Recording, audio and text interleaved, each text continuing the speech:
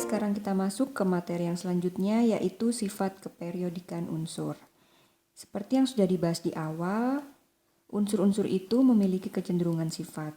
Nah, sifat-sifat unsur dalam tabel periodik unsur ini yang akan kita bahas diantaranya jari-jari, sifat reduktor, sifat kelogaman, sifat basa, potensial ionisasi, afinitas elektron, elektronegativitas, sifat oksidator, asam oksi, non-logam, dan asamida. Nah, di sini seperti yang adik-adik lihat ya di gambar, ini adalah jembatan keledai dalam kita menghafal atau memahami kecenderungan sifat-sifat unsur. Jadi di sini sudah kakak kelompokkan untuk yang bagian kelompok jari-jari, reduktor, kelogaman, dan basa, ini bisa kita singkat dengan jare loba. Nah, JA-nya di sini jari-jari, R-nya reduktor, LO-nya logam, dan BA-nya adalah basa. Di mana kecenderungan sifat dari kelompok jare loba ini dari kiri ke kanan dia semakin kecil, kemudian dari atas ke bawah dia semakin besar. Oke, seperti itu ya. Sekarang kita lanjut ke kelompok yang kedua, yaitu di sini bisa kita singkat piano. Nah, PI-nya ini potensial ionisasi, A-nya ini adalah afinitas elektron, N-nya ini adalah keelektronegativitas, kemudian O-nya adalah sifat oksidator. Nah, kemudian yang ini tinggal menyesuaikan saja ya. Pokoknya kebalikannya yang ini. Nah, sekarang untuk kecenderungan sifatnya ini dari kiri ke kanan dia semakin besar, kemudian dari atas ke bawah dia semakin kecil. Kebalikannya dari kelompok jari loba ini. Sekarang kita akan kulik satu-satu mengenai sifat-sifat unsur ini. Oke, sekarang kita bahas satu-satu mengenai sifat-sifat unsur. Yang pertama adalah jari-jari atom. Jari-jari atom itu adalah jarak dari inti atom ke kulit terluar suatu atom. Jadi di sini kakak misalkan ada suatu atom. Ya, jadi atom itu kan terdiri dari inti atom dengan kulit-kulitnya ya. Nah, di sini misalkan atom ini memiliki dua kulit, kemudian ini intinya dan ini ada elektron, ini elektron. Nah, seperti ini. Jadi, jari-jari atom itu adalah jarak dari inti ke kulit yang terluar. Nah, ini adalah jari-jari atom. Untuk kecenderungan unsurnya, dalam satu golongan dari atas ke bawah dia semakin besar, kebalikannya dalam satu periode dari kiri ke kanan dia semakin kecil. Kemudian yang kedua, energi ionisasi. Energi ionisasi itu adalah energi yang diperlukan untuk melepaskan elektron terluar suatu atom. Nah, untuk kecenderungannya dalam satu golongan dari atas ke bawah dia semakin kecil, kemudian dalam satu periode dari kiri ke kanan dia semakin besar. Nah, untuk kecenderungannya harga energi ionisasi ini dalam satu golongan dari atas ke bawah dia semakin kecil. Bisa kita gambarkan seperti ini. Semakin kecil, kemudian dari kiri ke kanan dia semakin besar. Nah, seperti ini ya adik-adik ya untuk kecenderungan unsurnya. Kemudian yang ketiga, afinitas elektron. Afinitas elektron itu adalah energi yang dilepaskan atau diserap atom pada saat menerima sebuah elektron untuk membentuk ion negatif. Untuk kecenderungannya sama seperti energi ionisasi, dari atas ke bawah kecenderungannya dia semakin kecil. Kemudian dari kiri ke kanan semakin besar. Nah, seperti jembatan keledainya tadi ya, piano. Piano itu kelompok unsur, kelompok sifat unsur yang jika dari kiri ke kanan dia semakin besar, kemudian kalau dari atas ke bawah dia semakin kecil kecenderungannya. Lanjut ke sifat logam. Sifat logam berhubungan dengan kecenderungan suatu atom untuk melepaskan elektron. Untuk kecenderungannya dalam satu golongan dari atas ke bawah semakin besar, kemudian dari kiri ke kanan semakin kecil. Nah, ini masuk kelompok yang jare loba ya. Nah, ini masuk kelompok yang jare loba ya. Jare loba itu kan dari kiri ke kanan dia semakin kecil, dari atas ke bawah semakin besar. Oke, kemudian untuk yang kelima, keelektronegatifan.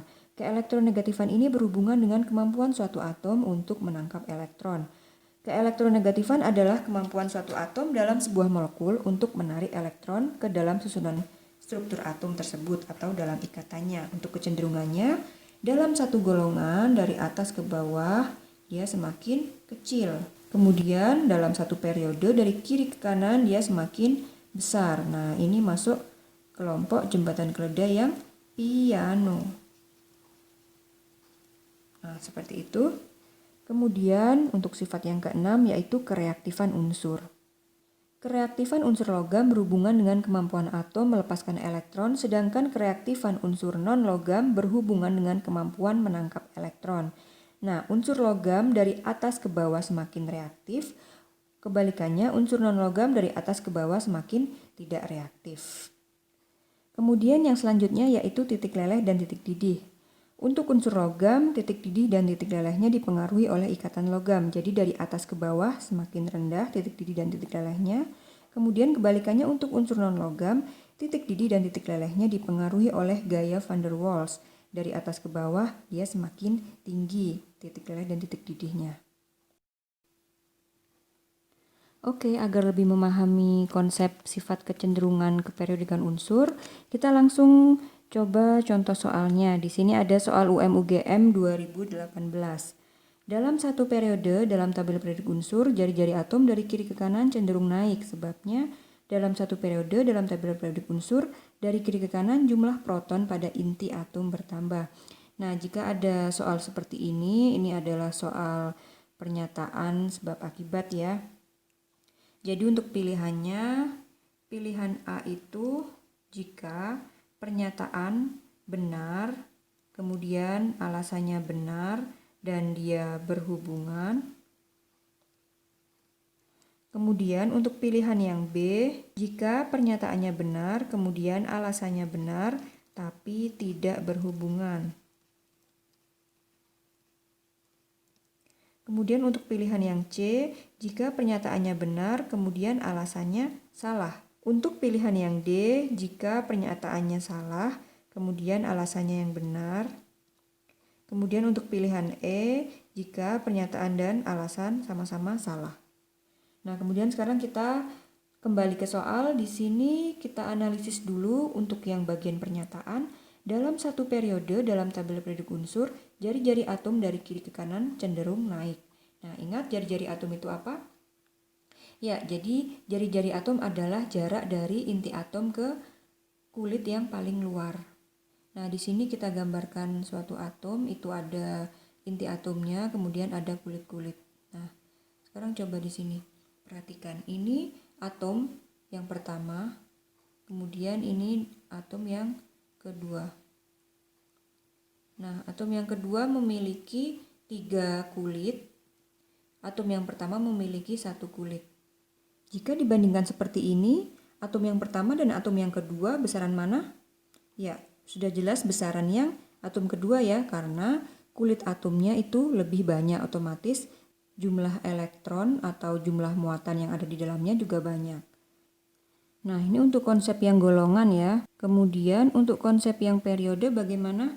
Jadi periode itu kan hubungannya dengan kulit ya. Jadi di sini kita misalkan ada atom yang pertama dengan muatan inti seperti ini. Ini atom yang pertama, jumlah kulitnya sama.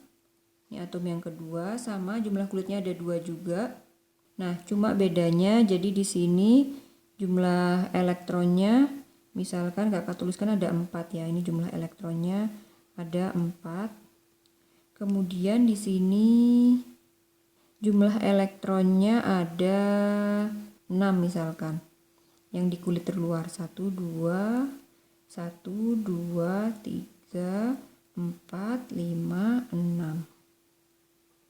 Nah, jika keadaannya seperti ini, menurut adik-adik mana yang paling besar untuk ukuran atomnya? Atom yang pertama dengan elektron yang lebih sedikit atau atom yang kedua dengan elektron yang lebih banyak? Berarti di sini ada berapa jumlah elektronnya? 1, 2, 3, 4, 5, 6. 8 ya, 8 elektron. Ini muatan inti atomnya, ini inti atom.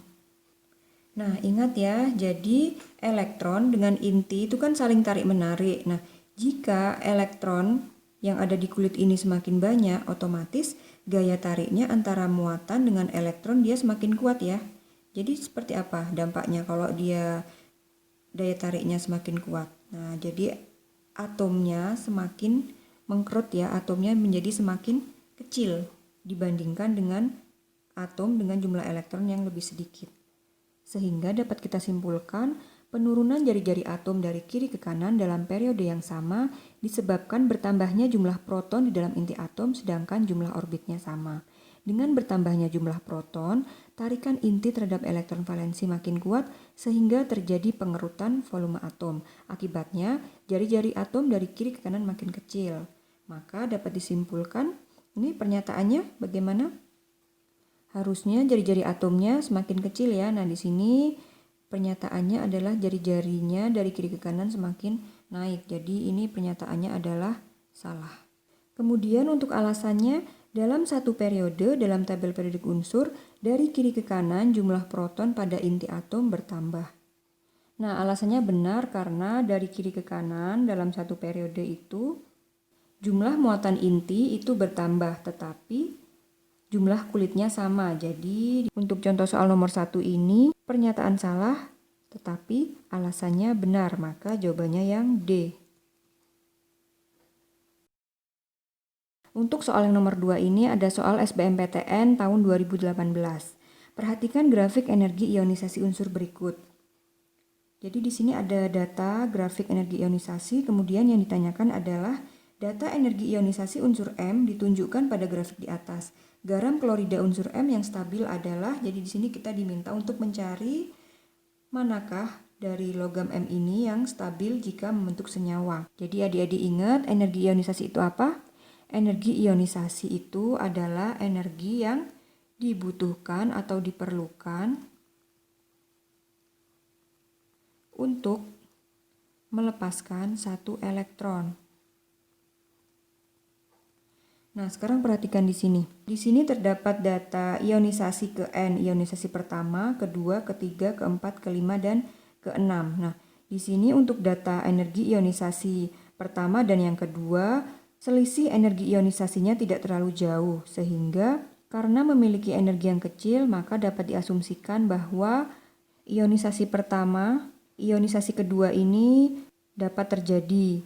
Kemudian untuk yang ionisasi ketiga juga tidak memiliki selisih yang besar ya, maka untuk data energi ionisasi ketiga ini memperlihatkan bahwa energi pengionan ketiga ini dapat terjadi ya. Kemudian untuk data ionisasi keempat mempunyai nilai selisih yang tinggi sehingga hal ini akan sulit terjadi. Oleh karena itu, nilai energi pengionan yang mudah dilakukan adalah sampai energi pengionan ketiga. Sehingga dapat disimpulkan unsur M ini memiliki 3 elektron pada kulit terluarnya. Jadi, untuk membentuk kestabilannya, maka atom M itu cenderung melepaskan 3 elektron di kulit terluarnya. Nah, karena muatannya adalah plus 3, maka senyawa yang diperkirakan dapat dibentuk adalah MF3. Jadi, dimisalkan ini ada ion F-, maka jika membentuk senyawa akan menghasilkan senyawa MF3. Sehingga jawabannya adalah yang C.